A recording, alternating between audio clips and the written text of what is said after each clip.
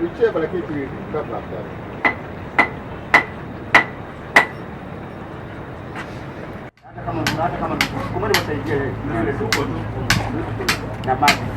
Nakuja nani, acha tupande huko. Ama okay.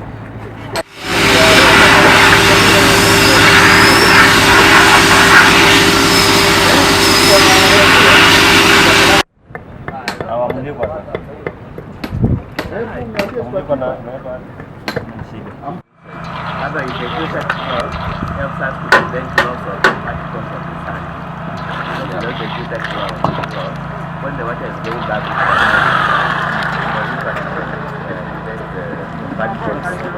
Sandblasting is just concreting, but it's not a normal way of concreting. We just put formwork. That is uniting. Filter cloth. It's a special filter cloth to cover it so that even when the water comes, it's not water. So the next day you pick it from there.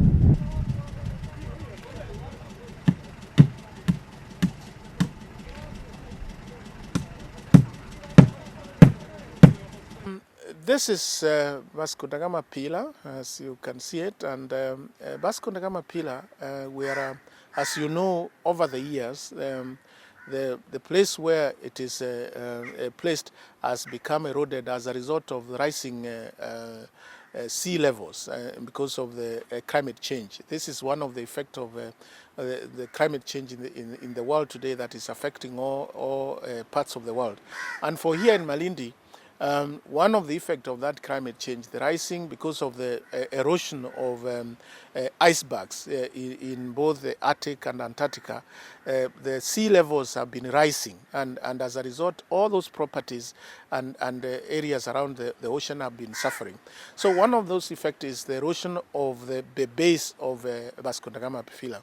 And I must say that Kenya government has also been very supportive of heritage. Again, through Sports, Arts and Development Fund, we have been able to receive funding to restore and rehabilitate and also stabilize the Fort Jesus pillar, which is Vascodagama pillar, which is very important as a landmark in Malindi. In fact, you cannot talk about Malindi town without Vascodagama pillar, and that's why we were able to get money from the Sports Development Fund.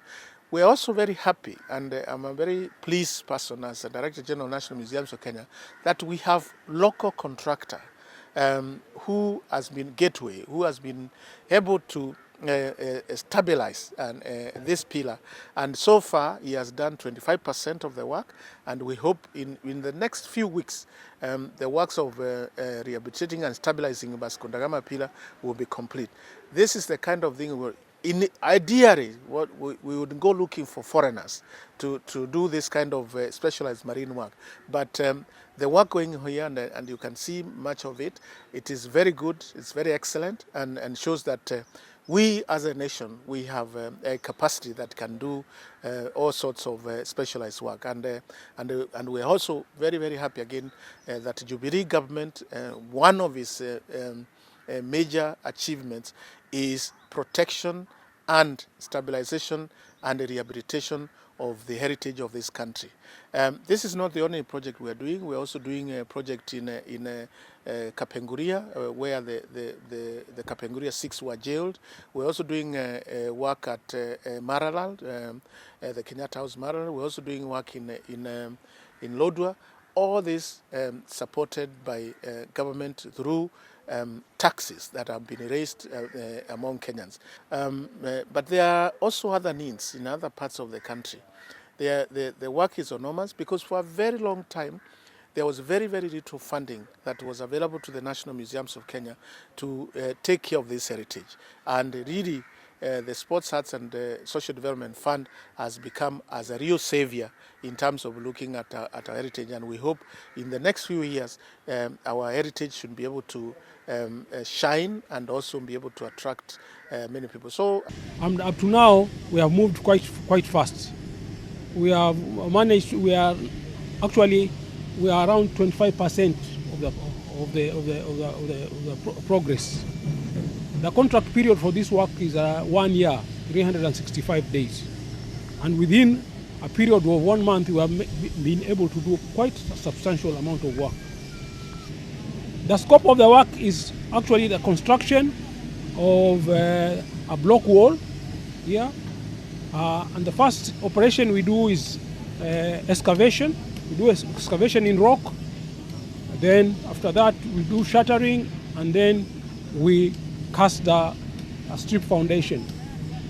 After that we construct a kicker, because this is an inclined wall, so you cannot just construct it directly. We have to construct a kicker so as to receive the block wall at an angle. Then we do the block wall. This is a special wall. The blocks are made of concrete and they are interlocking. So we don't use any cement mortar in joining them. Okay. Each block has 2 cores. So after placing the concrete blocks, then we concrete and make sure that it is very strong.